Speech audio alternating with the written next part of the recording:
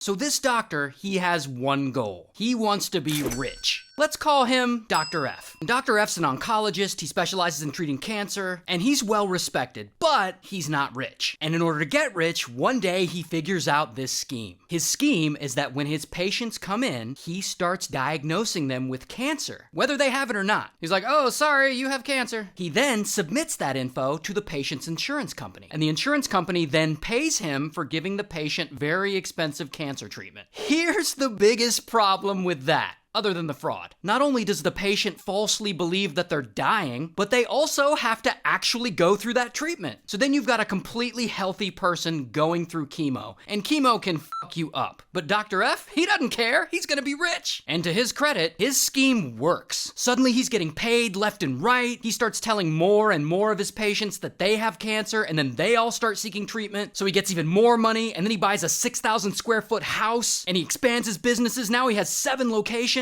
And then 6 years go by, and he's still running this scheme, and it is still successful. And at this point, he's convinced hundreds of his patients that they have cancer when they don't, and then he's pumping them full of chemo drugs, and he's pocketing the insurance money. And business is booming, and finally, bam, Dr. F has met his goal. He's finally rich. Until one day, this woman, Monica, she comes in to see Dr. F for something. And of course, Dr. F immediately diagnoses her with cancer when she doesn't have it. And he tells her she needs to start treatment right away. So Monica starts treatment, and after her first day of chemo, she feels like absolute shit. In fact, she feels so bad that when she goes home, she trips and falls and breaks her leg pretty badly in 2 different places. So she goes to the clinic where she would normally see Dr. F. But this time, Dr. F isn't there. He's out of town on vacation. So another doctor's there making rounds in F's place. This doctor, Dr. So. So So looks at Monica's leg, and he also starts examining the rest of her. And pretty quickly, he's like,